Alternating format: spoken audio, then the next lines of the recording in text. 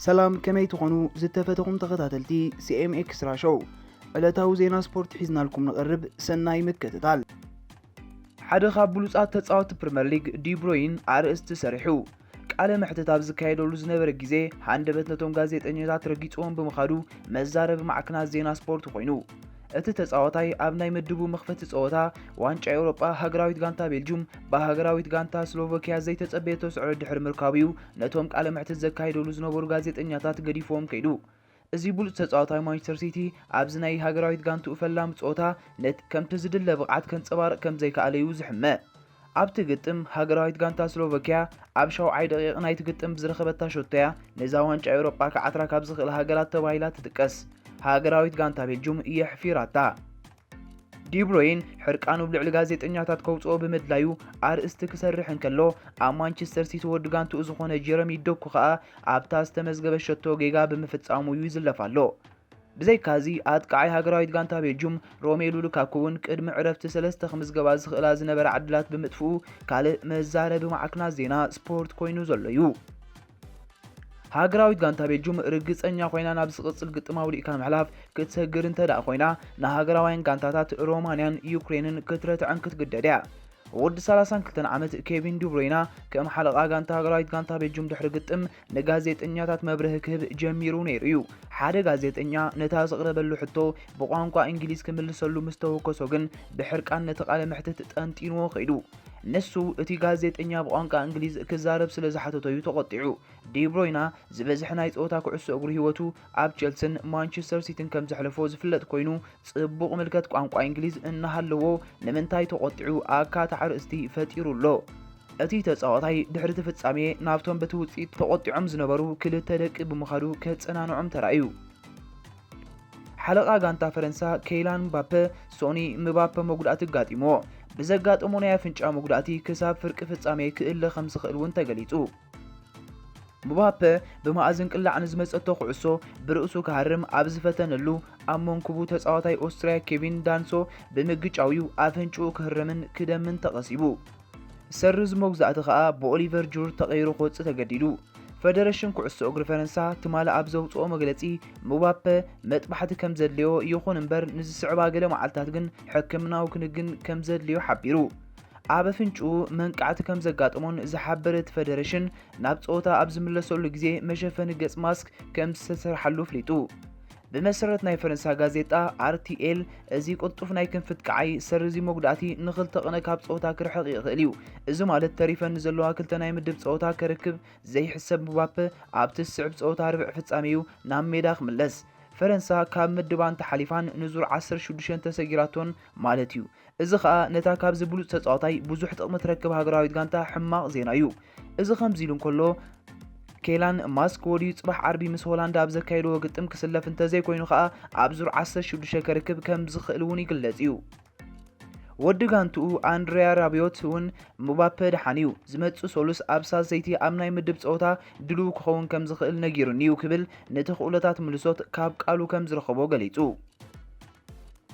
ኣብዚ ውድድር ክደምቁ ትጽቢት ካብ ዝተገበረሎም ተጻወቲ ሓደ ዝኾነ ምባፔ ዋላ እኳ ኣብ ጸወታ ሸቶ ኣየመዝግብ ካብታ ዝተመዝገበ ሸቶ ግን ልዑል ተራ ነይርዎ እዩ ነታ ተጻዋታይ ኦስትሪያ ናብ ገዛ ልደቱ ዘመዝገባ ሸቶ ብናቱ ጻዕሪዩ ናብ ልዳቱ ብጽሕዋ ብማእዝን ቀሊዑ ኣብ ነብሲ ተጻዋታይ ብምልጋዕ ኸኣ ኣመዝጊብዋ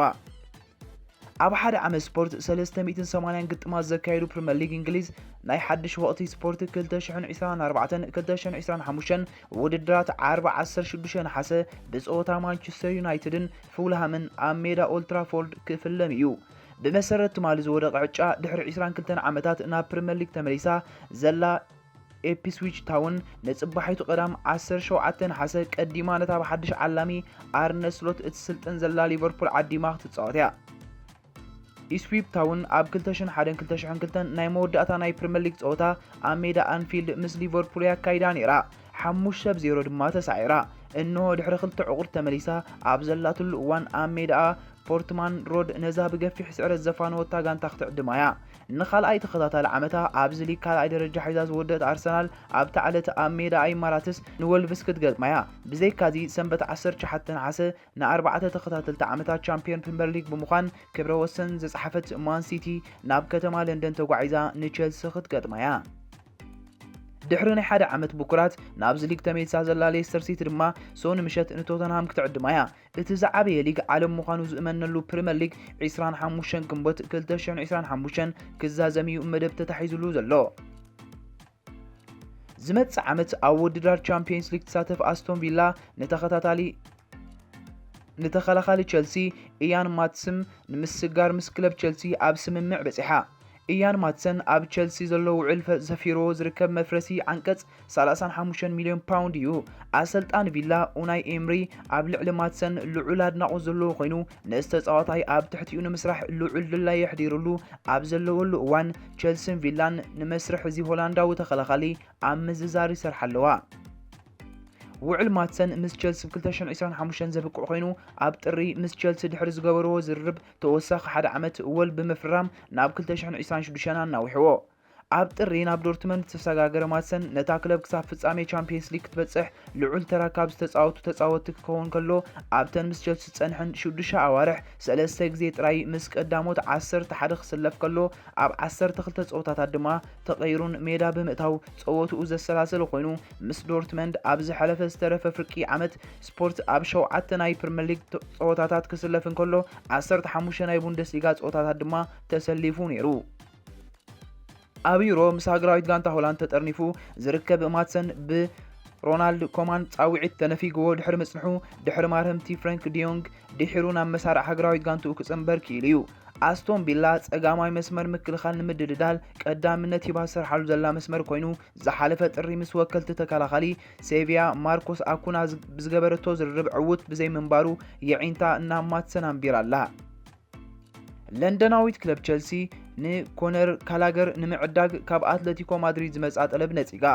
አትሌቲኮ ማድሪድ ኣብ ማእከል ሜዳ ተጻዋታይ ንምዕዳግ ኣብ ትንቀሳቀሰሉ ዘላ ንወዲ 24 ዓመት ካላገር ንምዕዳግ ናብ ቸልሲ ጠለብ ምቕራባ ዝዝከር ኮይኑ እታ ለንደናዊት ክለብ ኣብ ጉዳይ ካላገር ኣብ መዕለብ ብዘይ ምጽሓ ንሕቶ አትሌቲኮ ማድሪድ ነጺጋ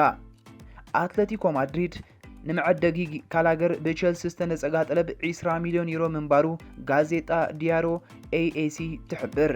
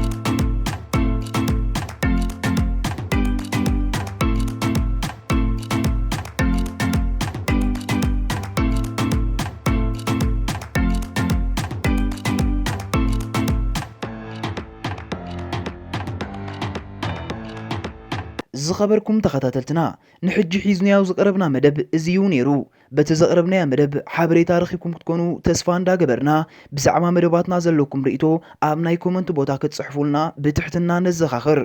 ዝቕጽልን ሓድሽን እዋናውን ዜና ስፖርት ኣብ ሰዓትኩ በጽሐኩም ድማ ሳብስክራይብ ሼር ላይክ ኣይትረስዑ እንዳበልና ብምክታልኩም ኣዝና ነመስግን